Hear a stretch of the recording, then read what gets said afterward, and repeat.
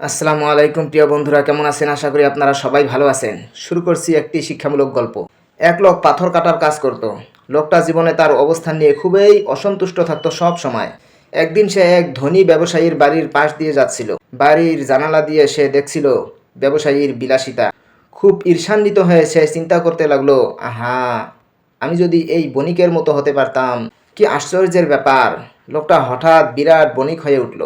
তার কল্পনার চেয়ে বেশি বিলাসিতা এবং ক্ষমতা উপভোগ করতে লাগলো। কিছুদিন পর সে দেখলো রাজ্যের প্রধান বিচারক রাস্তার পাশ দিয়ে যাচ্ছেন। সে দেখলো বিচারক একটা চেয়ারে বসে আছেন এবং তাকে একদল সৈন্য বয়ে নিয়ে চলছে। রাস্তার পাশের দোকানিদের সৈন্যেরা দেদারসে পেটাচ্ছে। জনতা বিচারকের সামনে মাথা নত করছে। বণিক তখন মনে মনে ভাবতে লাগলো, আহা, এই বিচারক কত শক্তিশালী! আমি যদি একজন বিচারক হতে পারতাম। তারপর সে একদিন এক বিচারক হয়ে উঠল।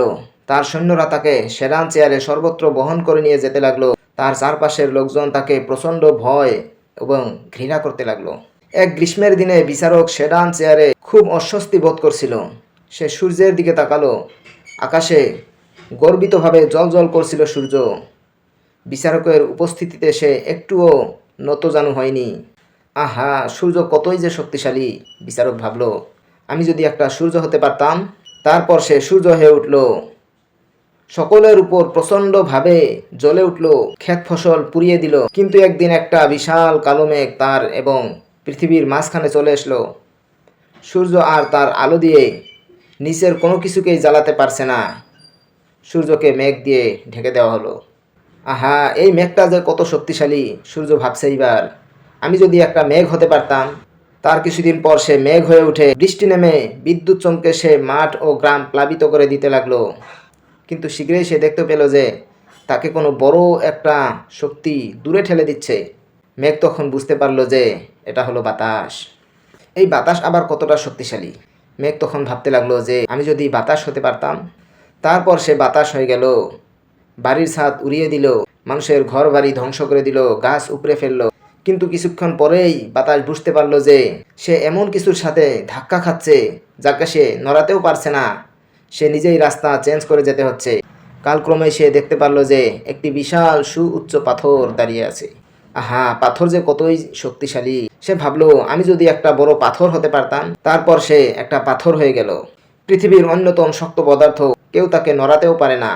কিন্তু কিছুক্ষণ বাদেই সে লক্ষ্য করলো যে একটি হাতুড়ির শব্দ ভেসে আসছে। কেউ একজন পাথরটাকে কোবাচ্ছে। একটি তেমনই সাধারণ লোক পাথর কাটছে এবং পাথর ভাঙছে। তখন সে নিজেকে চিনতে পারলো যে এমনই হবে আমাদের জীবন। আমাদের মৃত্যুর পর আমরা পিঁপড়ার, কীটপতঙ্গ, পোকামাকড়ের খাদ্য হয়ে যাব। সেই খাদ্যর কিছু অংশ আবার পিঁপড়ার বিষ্ঠা বা মলমূত্রও হয়ে যাবে। সেখানেও আমরা থাকব। সেটা হয়তো কোনো গাছের খাদ্য হবে। সেই গাছ আবার হয়তো হয়ে যাবে খনিজ পদার্থ।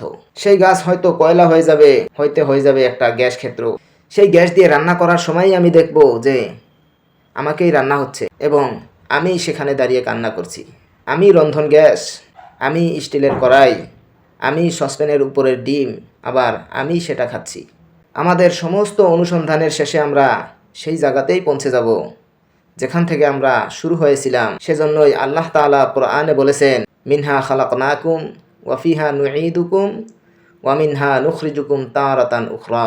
তোমাকে মাটি থেকেই সৃষ্টি করা হয়েছিল, আবার মাটিতেই রাখা হলো। আবার তুমি মাটিতেই মিশে যাবে এবং সেই মাটি থেকে তোমাকে আবার পুনরুত্থান করা হবে। আল্লাহ তাআলা আমাদের সবাইকে নিজেকে বুঝার তৌফিক দান করুক।